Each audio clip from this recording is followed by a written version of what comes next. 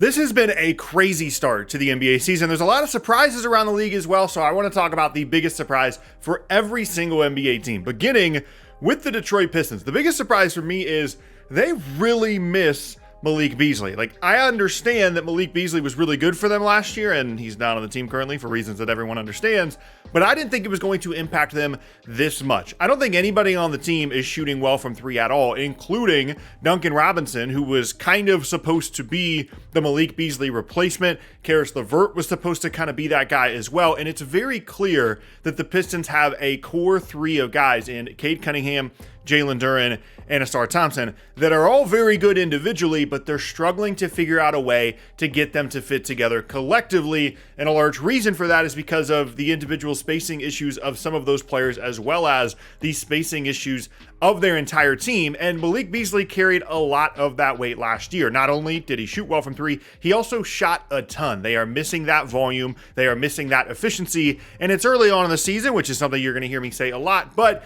I'm surprised that it has had as much of a negative impact on their season as it has. The San Antonio Spurs. Victor Wembanyama looks like the MVP of the league. It's early in the year, and obviously there's Jokic, there's SGA, there's all these guys, and there's a lot of guys around the league that are putting up crazy numbers right now. But if Victor Wembanyama is going to be this good offensively, if he's going to average 29, 30 points a game, he's going to win the MVP. He's so good on the other end of the floor. He's so impactful defensively. He does so many other things for you that if the scoring numbers are as high as they look like they might be, he's going to win the MVP, especially if the Spurs are good. As of this recording, they're 4-0. They're trying to go for 5-0, which apparently has never happened in the history of the Spurs, which is kind of crazy because this is the franchise that has multiple 60-plus win seasons. They have a 67-win season. It's kind of crazy to think that they've never had a 5-0 start.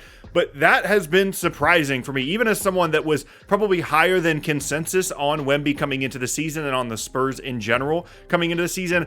I was thinking, okay, he's going to be in the MVP conversation, but for him to presumably at this point in just his third year in the league be the favorite, potentially be vying for at the end of the season the title of best player in the world is definitely ahead of schedule. It's early. There's no guarantee that's actually going to happen, but that's where we are, and that's surprising. The Charlotte Hornets. This is a theme for a couple of teams. They're fun. There's a lot of fun teams around the league, and the Hornets are definitely one of them, and a lot of it comes down to how the rookies are contributing. Yes, LaMelo's been really good. Unfortunately, Brandon Miller is hurt again. I wish we could just see what this team looks like with everybody healthy. Either LaMelo or Brandon Miller is always hurt, but the rookies have been really good as well. Konkanipple's been really good. Kalkbrenner's been really good. Zion James has been really good, and the depth and all the different pieces that they have in Charlotte, I'm surprised how often I want to turn on Hornets games and say, oh, they're pretty good here. They're pretty good here. They're obviously not going to be good defensively, but they have more options, especially in the front court, than I thought that they would. The Houston Rockets, my biggest surprise for them is that the offense is ahead of the defense right now. They're actually scoring pretty well. They're crushing teams on the offensive glass the way that you would expect them to, given their size, given the fact that they're playing the two bigs in the front court a lot with Şengün and Steven Adams. So the efficiency numbers offensively, you expected those to be good in terms of points per possession, things like that, because they're getting so many looks at the rim. They're going to lead the league in offensive rebounding. But the defense, it hasn't been bad. It's just given the size and the players they're putting on the floor, I would have expected them to be better defensively. It's obviously a small sample size, but for a team that I expected to kind of be on the opposite end of that spectrum, it's been a little bit surprising. Obviously, they're trying to figure out the guard stuff. They're trying to figure out what to do with Reed Shepherd because they need his shooting, but when he's out there, he's going to struggle to guard. Do they need to mix in some zone? They're going to figure some things out. It's been a little bit of a slow start to the season, but that's definitely my big takeaway for them is they're actually a little further ahead offensively than I would have expected. The Orlando Magic. Paolo Banchero has been bad. He just has been, and I'm a Paolo guy. I like him a lot as a player, even with some of the inefficiencies in his game, even with some of the issues that he has with his jump shot. I think he has the potential to be one of the 10 best players in the league in his prime. I think that's who Paolo can be, and he's really good right now, in my opinion. But he has been bad to start the season. He's turning the ball over. He can't make any jump shots. And overall, the Magic look disorganized. Desmond Bane does not look particularly good at the moment. He's not shooting well off his catch and shoot threes. Franz Wagner has not been nearly involved enough offensively. Part of that has to do with some of the struggles with Paolo because he's really trying to get his game going. And overall, Orlando definitely has been disappointing to start the season. They begin the year with a win against Miami, and they haven't beaten anybody since. And it's not like they're playing super high competition. They're playing teams that you would expect them to beat beat in a weaker Eastern Conference for a team that a lot of people expected to be a 50-plus win team. And this is a concern because this was the season for Orlando. Their front office said it publicly. We are trying to go for it a little bit here. We're trying to take a step forward. That's why we traded for Desmond Bane. We see this team as one that can step forward into being one of the best teams in the conference, and that's not going to happen if Paolo doesn't start playing better, if he doesn't stop turning the ball over, if he doesn't move the ball a little bit more, if he doesn't start making some jump shots. Right now, it feels a little bit like Paolo Banchero is a black hole, and that is just not what you want in Orlando. I think it's going to turn around, but I'm surprised it's been this bad to start the year. The Portland Trail Blazers, I am surprised that they have as much faith in Shaedon Sharpe as they do. He has started every game this year. I think part of that is because Scoot Henderson has been hurt, so they need some offense, some on-ball creation, which in theory Shaedon Sharpe can provide. But he is the definition of a player that you watch and you think that he's good and he has some good moments, and then you look at the end of the game, it's like, oh, he had 12 points on 4 for 15 shooting. He was 1 for 6 from 3. And then you realize, okay, actually he didn't play that well at all. He's shooting 30-something% from the field. I am just surprised that, especially given how well Jeremy Grant has played for them off the bench, I'm surprised they've continued to stick with him. Maybe they just don't want to shake any more things up, given how weird the start to the year was with Chauncey Billups, the head coach of the team, literally getting arrested. And I understand wanting to have a little bit of a longer leash on a guy that is still so young, the way that Shaedon Sharpe is, especially, like I said, with one of the other potential foundational guys in Scoot Henderson not healthy. But for a team that clearly wanted to take a step forward this year based off acquiring someone like Jrue Holiday in the offseason, I'm surprised he continues to get as many opportunities as he does to take and frankly miss a lot of bad shots. The Washington Wizards are really fun to watch. I find myself every night gravitating towards watching Wizards games. I want to watch Keyshawn George. I want to watch Alex Sarr. I want to watch Bub Carrington, Trey Johnson, all these different guys. They have been a super fun team to watch. They play fast. They're getting a lot of threes up. I don't enjoy the Cam Whitmore experience, and I don't enjoy the CJ McCollum experience, especially late in games. Chris Middleton's been fine. Hopefully they can get some value for him, but overall, the team is really fun if they could kind of just get rid of some of the things that are weighing them down, namely, like I said, CJ McCollum and Cam Whitmore. But I have not enjoyed watching Wizards games this much in half a decade. Maybe they're a genuinely fun and exciting team. They might end up winning 20-25 games this year, but I'm surprised how much I'm looking forward to watching them play on a nightly basis. The Utah Jazz, I am surprised with Lauri Markkanen's three-point shooting volume. He's always been someone that shoots a ton of threes. Last year, he shot over 8 per game. As of this recording, he's putting up 11 threes per game. Of course, he had the 50-point game the other day, and that's amazing for Utah in two different ways. One, they've been better than expected to begin the season, and two, is exactly what you want him to do if you want to increase his trade value and potentially trade him, because on any team that Lauri Markkanen gets traded to, he's not going to have the same role that he does in Utah, where he's going to get all of the shots and be able to create everything. He's going to still do a lot of that stuff. But for example, if he goes to Philly, he's going to need to do a lot of off-ball stuff. He's going to need to get up a lot of threes. He's going to need to be a floor spacer in addition to some of the offense he can provide you when some of the potentially higher level stars or superstars are off the floor. So this is all positive for Utah. It's a great sign for them no matter what happens with Lauri. And I've just been surprised at how much he's really leaned into being this super high volume three-point shooter. The Indiana Pacers, Pascal Siakam and Benedict Mathurin before he got hurt were playing really well. And I'm surprised that it just hasn't mattered. They're 0-3. Andrew Nembhard is now hurt, and it is starting to feel, unfortunately, like a lost season in Indiana, because despite all of the depth that they feel pretty good about, despite the 4 different centers that they have, it feels like half the roster is hurt, in addition to Tyrese Halliburton obviously being hurt coming into the season. And if Nembhard's not going to be healthy, if Mathurin's going to deal with an issue, Siakam cannot carry this team to the play-in by himself, and I'm just surprised that not necessarily how bad they've been, but how poorly this has gone immediately. One, because of injuries, but two, their guys were playing really well. Siakam, Mathurin, when they were healthy, in Mathurin's case, were playing out of their minds, and they were still losing these games. Granted, tough competition to begin the season, and they played some of those teams really, really well, but I could see this kind of falling off a cliff here pretty quick. The Dallas Mavericks are just ignoring the guard position. D'Angelo Russell's averaging like 20 minutes a game. Some of the other guys like Jaden Hardy, when he does play, is averaging like 10 minutes a game.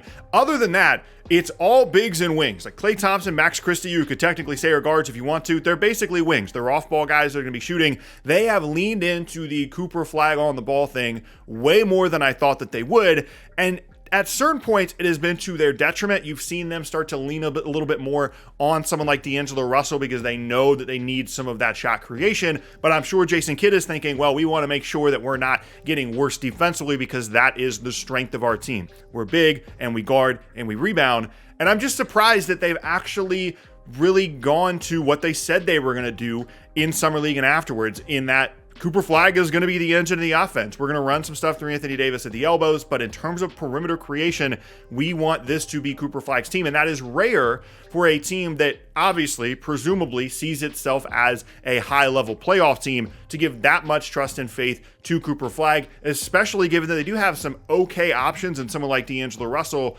until Kyrie Irving comes back to potentially take some of those on-ball reps, and they have just completely ignored that position entirely. And I'm very interested to see. I'm surprised that's been the case, but I'm interested to see what that looks like in a larger sample, and if they start to shift things back a little bit more towards D'Lo and maybe even Hardy getting some more run, just to kind of balance the offense out a little bit. The Chicago Bulls make absolutely no sense. They have not lost a game as of this recording. They're one of the best defensive teams in the entire league. They've got a bunch of guys averaging double-figure points, and they are super fun to watch. I don't think that there was really a team in the Eastern Conference, apart from the ones that are truly, truly bad, like the Nets, for example, that people were less excited to watch this year than the Chicago Bulls. Obviously, Buzelis is interesting. There's a couple of other guys that maybe could be something, but for the most part, we know what the team is going to look like. They're going to be fine. They're going to win between 38 and 42 games, and they're going to lose in the play-in to the Heat or the Hawks or a variety of teams that seem to be in the play-in every single season. We pretty much knew that for Chicago coming into the year, and they have completely surpassed those expectations, changed, been different in every single way. Granted, you could look at strength of schedule, you could look at who they've played, you could look at shot making in terms of, oh wow, their defense is really good because teams aren't making shots. But for now, let's just bask in the glory that the Chicago Bulls have actually managed to surprise us and be interesting and be fun. And I find myself watching the Bulls a lot on a night-to-night basis because I'm intrigued by what exactly is happening here, even without a fully healthy roster. The Oklahoma City Thunder, I'm surprised that they are still playing as well as they are, even without Jalen Williams. I am someone that has a video floating out there saying, I think they're going to break the wins record this year. I think they're going to win 74 games because of their depth and a variety of different reasons. And they haven't lost yet, thankfully, for that take, but also they've been able to play really well even without Jalen Williams, who's their second best player. SGA has been great. Obviously, Chet has leveled up his offense with more opportunities. They're finding guys like AJ Mitchell at the end of the bench that's going to put up 15 points every single game, it seems like now, and their defense has been as good as advertised. The Thunder have perfectly balanced playing a bunch of guys, getting rest for certain players, while also prioritizing growth of some of their main guys like Chet, all while still waiting on a top 15, top 20 player in the entire league in Jalen Williams to come back from injury. Yes, they played some close games. Yes, they played a bunch of basketball. They played 2 different double overtime games, but I've still been surprised and impressed by how well they've managed the beginning of the year without Jalen Williams. The Toronto Raptors, I'm actually enjoying the Brandon Ingram experience. I've never been a Brandon Ingram guy in the past. I just haven't really understood his weird, I have to take every shot as a mid-range jumper game. The ball just kind of stuck in his hands a little bit too much. This version of Brandon Ingram in Toronto, granted they haven't gotten off to an outstanding start, it just makes sense to me. The way that he's playing makes sense. He's playing quicker, he's making quicker decisions, and their need for a creator, a shot creator, someone that can get 2 points pretty much every time down the floor is perfect for Brandon Ingram's game. And maybe it's not that his game is that much different apart from some quicker decision making, which is something I've always wanted from him. Maybe it's just that his skill set makes more sense on this Toronto team than it's made on any of the other teams that he's been on. And I'm enjoying watching him. This is probably the most that I've enjoyed watching Brandon Ingram ever, apart from a couple of really good moments in New Orleans. This has been super fun. I hope it continues, even though the team record isn't great. I'm finding myself being excited to watch the Raptors and watch him. The Miami Heat, the biggest surprise with them is the entire team. They haven't had Tyler Hero. Jaime Jaquez all of a sudden looks like a good NBA player again. Bam Adebayo is having like a mini breakout at this point of his career. They're playing awesome. They're able to score really well. I think they're top 5 in both offensive and defensive rating as of this recording. I don't really know what's happening. Like, they get Terry Rozier off the team and all of a sudden they look like one of the best teams in the conference. We're getting aggressive Bam offensively, and the Khalil Ware thing isn't even really happening all that much here, and it still just doesn't matter. It's just Jaquez and a couple of other guys are hitting shots and Bam Adebayo's doing stuff. And I don't know if it's, addition by subtraction. No Terry Rozier, Duncan Robinson's gone. But if you told me before the year the Heat were going to look this good to start the season, and then obviously it's going to be without Tyler Hero, that would make absolutely no sense to me. I am arguably as surprised about Miami's start to the year as I am about anything in the entire NBA, and I was higher on them, I feel like, than most people coming into the season anyway. The Minnesota Timberwolves, this is less of a surprise and more of just an observation. Rob Dillingham just not involved. He broke his nose. He's played 2 games. And it doesn't really seem to matter. Minnesota seems to be totally fine with a bunch of the other guards they have. Terrence Shannon's been playing well. They've started Dante DiVincenzo. They are still trying to get whatever they can out of Mike Conley. And for someone that they traded up a bunch in the draft and gave up significant stuff to go and get because they felt like he could be this, spark plug offensive weapon, potentially the long-term, shot creator alongside of Anthony Edwards, that just hasn't happened, and it just hasn't mattered. They are playing really well with Julius Randle out there. Naz Reid's doing stuff. Rudy Gobert's doing stuff. Anthony Edwards is out with a hamstring strain, and it just doesn't matter. Minnesota is going to continue to do what they do, and I'm just surprised that I kind of forget that they even have Rob Dillingham on the team. Like, obviously, I know that he's there, but then they play, and I just kind of forget that they don't miss him at all. The Atlanta Hawks, biggest surprise there is Dyson Daniels has been bad. Arguably the breakout player from last season, and he looks terrible offensively. All the defensive stuff is awesome. It's funny because he's probably still going to make an all-defense team if he plays a bunch this year, but he's going to be the definition, at least this version of Dyson Daniels, is going to be the definition of all defense because he's not doing anything on offense. He's terrified to shoot threes. There's no volume there. He's missing basically every shot that he takes at the rim, and it's starting to impact how much the team wants to play him. His minutes have dropped below 30 minutes a game, and it just all looks bad. And it's kind of a reminder of, oh yeah, we have one season last year of Dyson Daniels being a usable offensive player and then all the stuff that he did on defense. And he got paid, and that's awesome. But now you're looking at him thinking, it makes sense why he was kind of a throw-in in the DeJounte Murray trade. It makes sense why people didn't see this coming for him last year. It's only a couple of games, but I'm definitely surprised just how bad he's been offensively, how much his confidence has been affected, and for an Atlanta team that had high expectations coming into the year, they are not where they want to be right now. The LA Lakers, I sometimes forget that LeBron is on the team, and obviously that is surprising. They have Luka, who's now out for a little bit, who's averaging over 40 a game in the games that he did play. Austin Reeves comes in and is like, don't worry, guys, I've got it. I'm going to drop 50. And even though the depth is kind of suspect at certain points, I've talked before about how Jake LaRavia is super involved, and that's weird. Marcus Smart is super involved, and that's kind of weird. From an on-ball creation standpoint, I'm just surprised how much you just forget that maybe the best player that's ever played basketball is just on the bench not playing. And that's an awesome foundation for the Lakers moving forward. They have Luka, they have Reeves. They know that those are going to be their shot creators. And if those 2 guys are on the team, which is a big deal, by the way, because Austin Reeves is going to be a free agent, if they have both those guys, they're going to have a top 8 offense in the league for as long as those guys are healthy and playing at this level. The Nets, biggest surprise here is that Michael Porter Jr. has been competent and might actually have some trade value at the deadline depending on teams' willingness to take on the money that he's owed this season. It's a huge number. You have to find space for it. But just as a basketball player, shooting 40% from 3, he's taken a ton of shots as you would have expected him to in Brooklyn. And it's only a handful of games, but Cam Johnson, someone we're going to talk about later, you compare his numbers to Cam Johnson, who obviously the Nets traded away and got a first-round pick plus Michael Porter Jr. They look pretty good in that deal right now, and that's surprising for a Nets team that is just, it's truly horrendous to watch. The Golden State Warriors, I am shocked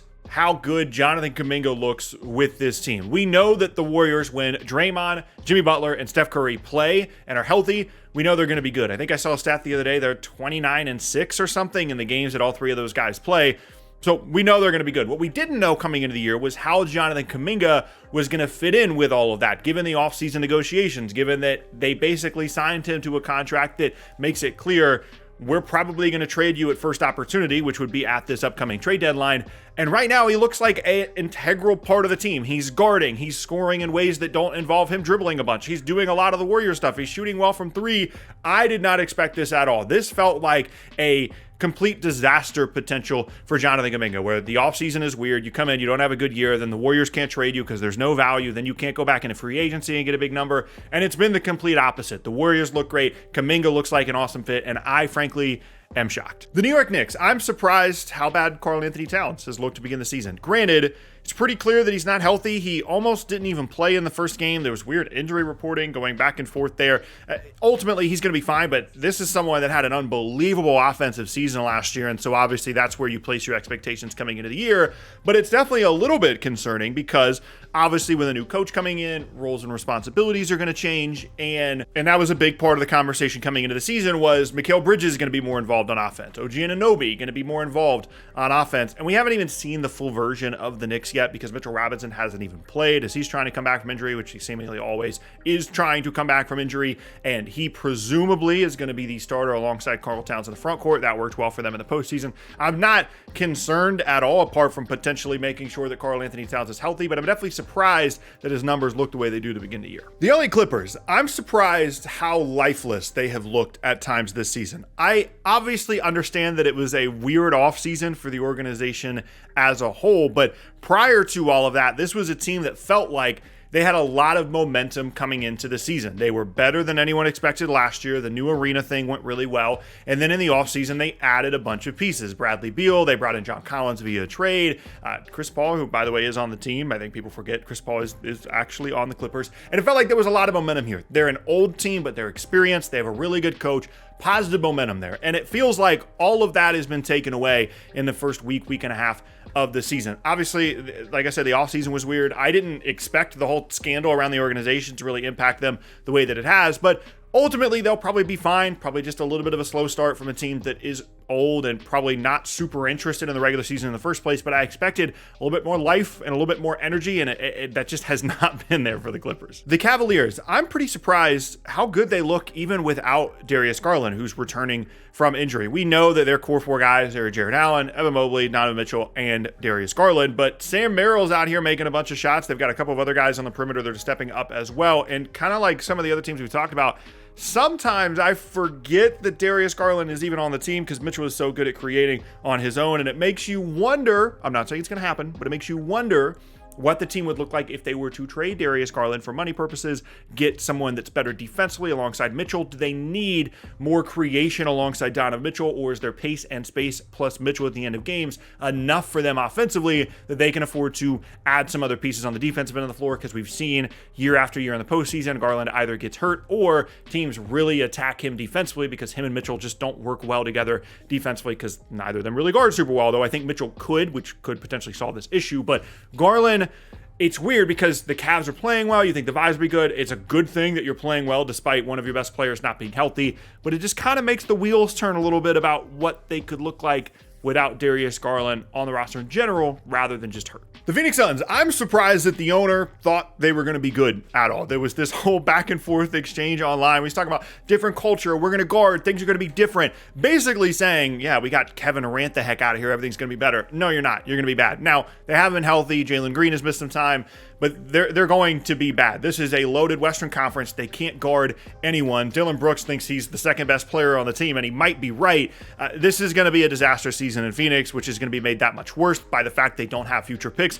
I'm just surprised the owner didn't see this coming. I appreciate the optimism, but it was misguided, certainly. The 76ers, I'm surprised that they are undefeated with Joel Embiid on a minutes restriction. VJ Edgecombe has been amazing. Tyrese Maxey has been even better and kind of overshadowed by how well VJ Edgecombe has started his rookie season. And Embiid looks like a guy that's trying to work himself back into being an NBA player again after playing less than 20 games last year. He's taken a bunch of threes. He's only playing like 20 to 23 minutes a night. And you would think that would have a massive negative impact on the Sixers, and it just hasn't. Now, the competition hasn't necessarily been stellar, but this was definitely a team people were confused about what they were going to be in the East this year, and what they're going to be right now is undefeated and at the top of the conference. Whether or not that will continue, who knows, but certainly an exciting start to the season in Philly. The Sacramento Kings, nothing really surprises me here. We knew they were going to be bad. I was surprised they went with Westbrook, DeRozan, Levine, Schroeder, and Sabonis as their starting lineup the other day. That was surprising.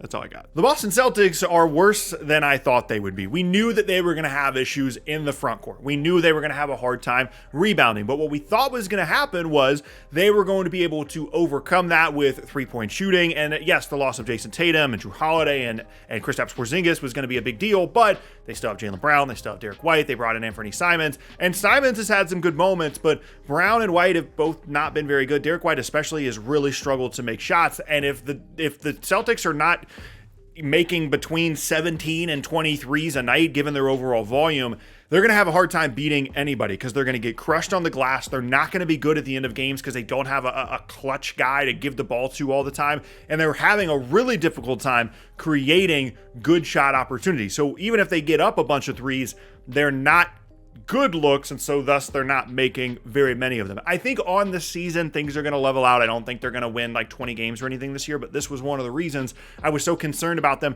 coming into the year in the first place, because I think people really underestimated just how bad the front court was going to be with no KP and no Tatum. Like, Josh Minot is very involved. Luka Garza is very involved. And even though someone like Keita, Boucher, these guys can be helpful, they're not going to be huge difference makers for you offensively. And defensively, they have really, really struggled not only to guard, but also to finish possessions with a rebound. And sometimes it's just that simple. Sometimes it's just too hard to overcome the loss of three players that are as important as Holiday, Porzingis, and Tatum. And I think that's what we're seeing right now with Boston. The Memphis Grizzlies, there's only one thing to talk about here, and it's Cedric Howard, the rookie, who I think, as of this recording, is shooting 70% from the floor. He's making pretty much every shot that he looks at, but it's not just the shot making, it's the defense, it's the rebounding, it's how good he is in transition, and the fact that the Grizzlies have spent half a decade looking for the connecting wing, looking for the guy that can guard and can shoot, looking for the guy that can piece things together between Ja Morant and Jaren Jackson. They had Desmond Bane for a little while, they move on from him, and immediately they bring in Cedric Howard, who goes right into what they thought Mikal Bridges could be for them when they tried to trade 4 first-round picks for him, or what they thought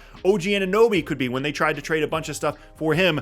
It's just been Cedric Howard, and you couldn't have expected a guy that, even as the 11th overall pick, would immediately come in and fill that role for you, but that's exactly what's happened, and it is a massive, massive deal for Memphis. The Milwaukee Bucks are scarier than I thought they would be. You come into the year, you look at their roster, they added Miles Turner, that's cool, but in the backcourt, I like AJ Green, and that's pretty much it. Gary Trent is pretty solid, Cole Anthony's going to be super involved, Ryan Rollins is pretty good, but that's about it. And so it's front court of Kuzma, who's not even starting, Giannis and Miles Turner, and then just a mismatch of a bunch of weird people in the backcourt. And I'm thinking, okay, that looks like a 42 to 44 win team in a weak Eastern Conference. And Giannis said, no, I'm just going to become a much better passer this season. I'm going to be even more aggressive getting to the rim. I'm going to take on even more responsibility.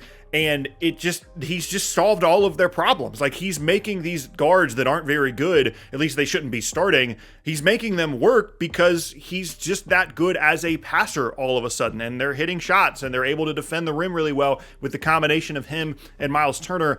I did not expect to be this scared of the Bucks, but if this continues, it's early in the year, if this continues, they could maybe make a move at the deadline, maybe Kuzma finds his way elsewhere, and they could put together a team that, if I'm the Cavs, I don't want to deal with Giannis in a playoff series. If I'm the Knicks, I don't want to deal with Giannis in a playoff series. They are scarier than I thought they were. The Denver Nuggets, I'm surprised that Cam Johnson has been as bad as he has. This was obviously a big move in the offseason that people were excited about. Pretty much everybody liked the move, and I think long-term, it's going to be fine. But you just kind of assume that everybody is going to play well alongside Nikola Jokic, and Cam Johnson is just not making threes. He's also not getting up very many of them. It's a huge role adjustment for him, coming from in Brooklyn, where he was actually creating a lot on the ball, more than he ever had in his career. And then obviously going to Denver, where he's this kind of Michael Porter Jr. role off the ball, but definitely a weird start to the season for him, and surprising for Denver. Last of the New Orleans Pelicans, nothing surprises me about this team anymore. I guess I'm surprised that Trey Murphy is not playing particularly well. But, I mean, Zion's hurt again. They traded away their first-round pick. The rookies look fine. I think Jeremiah Fears looks pretty good. Derek Queen probably going to be fine. But they're probably going to win between 25 and 32 games. Zion's going to play probably 45 games, and they're going to give away a top 10 pick. So nothing to be surprised about here.